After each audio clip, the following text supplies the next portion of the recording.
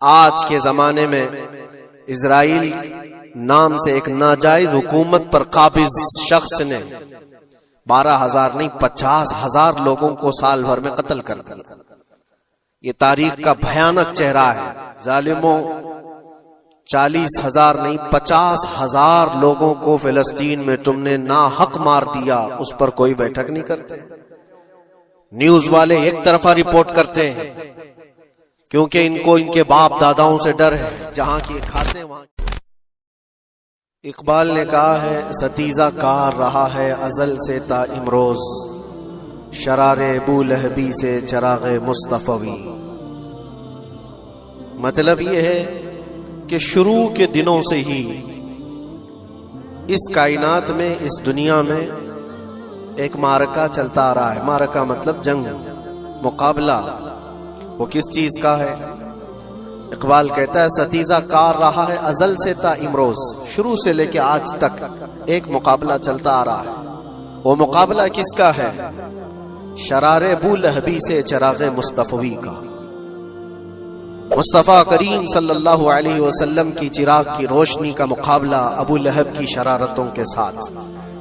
تو ایک تو یہ کہ استعارہ ہے، اس سے پہلے بھی فرعون و موسیٰ کا، نمرود و ابراہیم کا علیہم السلام، یہ مقابلہ اس روئے ارضی پر چلتا رہا اور حق و باطل کے معرکے ہوتے رہے اور ہوتے بھی رہیں گے۔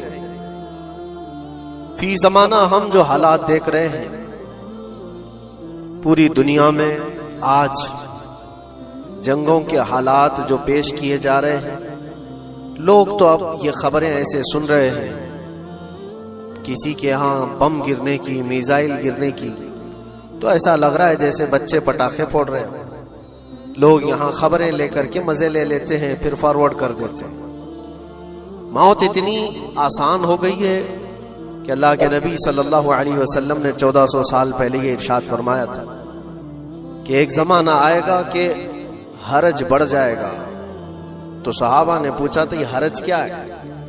تو حضور اکرم صلی اللہ علیہ وسلم نے ارشاد فرمایا تھا کہ قتل بہت زیادہ ہوگا، ایک دوسرے کا قتل اتنا زیادہ ہونے لگے گا کہ لوگ اس کی پرواہ بھی نہیں کرتے۔ آج مجھے آج بتاؤ، دنیا پوری بہت سارے ایشوز پر بیٹھکیں کر رہی ہے، گلوبل وارمنگ پہ، دنیا میں انوائرمنٹ کی چینجنگ پر، موسم کا تاپمان بڑھ رہا ہے، اس پر میٹنگیں ہو رہی ہیں، بڑی بڑی تنظیمیں بیٹھتی ہیں۔ یہ ڈھکوسلہ ہے یہ دنیا کا، یہ مغربی دنیا، ویسٹرن کنٹریز کا دکھاوا ہے۔ یہ اینیمل لاورز کو بھی باہر لے کر کے آتے ہیں، ان کو بہت زیادہ کوریج دیا جاتا ہے۔ یہ کتے سے پیار کرنے والا ہے، یہ مرغی سے پیار کرنے والا ہے۔ ظالموں، 40,000 نہیں 50,000 لوگوں کو فلسطین میں تم نے ناحق مار دیا، اس پر کوئی بیٹھک نہیں کرتے۔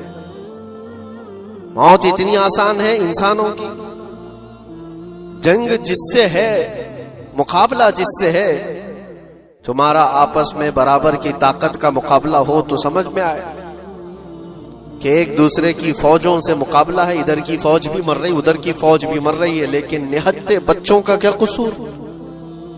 بلکہ وہ گود میں آئے ہوئے ابھی جنہوں نے شعور کی آنکھیں بھی نہیں کھولی، دودھ پیتے بچوں کے جو قتل ہوئے ہیں۔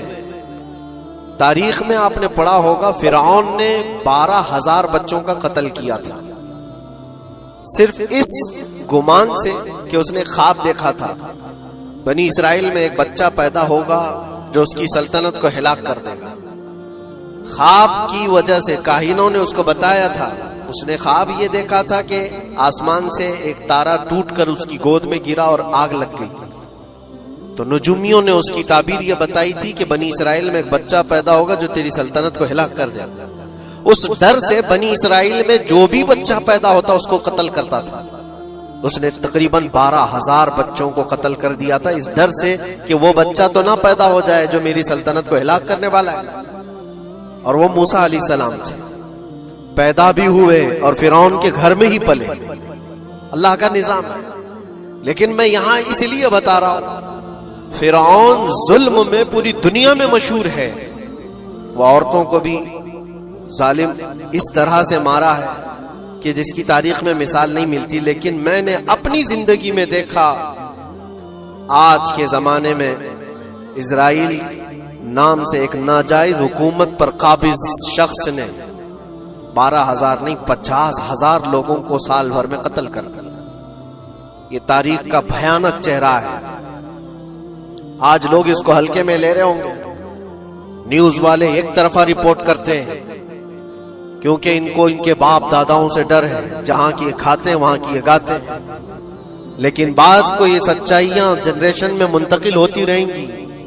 کبھی تو آئے گا کوئی انصاف کی نظر رکھنے والا۔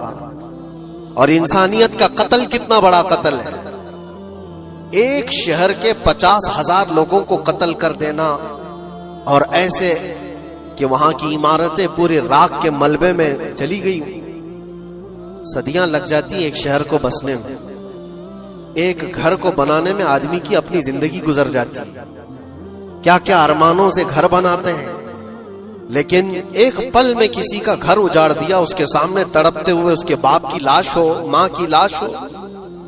وہ تصویریں کہ آپ نے نہیں دیکھی کہ ایک باپ چھوٹی سی بیٹی کو لے کر کے دوڑ رہا ہے تو اس کا بیٹا الگ پیر اور ہاتھ جلے ہوئے بم سے تڑپ رہا ہے، وہ کس کے درد کو دیکھے؟ یہاں تک کہ میں نے دیکھا کہ بیٹی کو باپ یہ نصیحت کر رہا ہے، تھوڑا اور صبر کر لے بیٹا، شہادت ملنے والی ہے۔ کون کرتا ہے یہ؟ موت سے پہلے اپنے بچے کو اتنی تلقین کر دے، حالات ایسے۔ دوسرے ایک کہ وہاں پر کھانے پینے کی ایڈ کوئی جا نہیں سکتی، اس پر پابندی، دوائیاں نہ جائیں اس پر پابندی۔ دنیا کا کوئی قانون اس چیز کو جائز ٹھہراتا ہے؟ مجھے بتاؤ، آتنکواد کا راگ الاپنے والے ان باتوں کو کیا کہیں گے؟ انسانیت اگر کہیں ہے تو اس کا تصور تو کرو۔ کسی کے فنڈامنٹل رائٹس ہوتے ہیں، بیسک رائٹس ہوتے ہیں، کھانا پینا، یہ اس کا انسانی حق ہے۔ دشمنی تم سے جن کی ہے ان کے ساتھ مقابلہ کرو، عام شہریوں کے ساتھ نہیں۔ مخبر صادق رسول اکرم صلی اللہ تعالی علیہ وسلم کی تعلیمات دیکھو، جہاد کو لے کر جو پروپیگنڈا تم پھیلاتے ہو اور ہر چیز کو جہاد کا لفظ دے کر کے ایک ایسا نیریٹو کریٹ کرتے ہو کہ لوگوں کے دماغ میں ایک پروپیگنڈا پھیل جائے۔ آؤ میں سناتا ہوں رسول پاک صلی اللہ تعالی علیہ وسلم جب صحابہ جہاد میں جاتے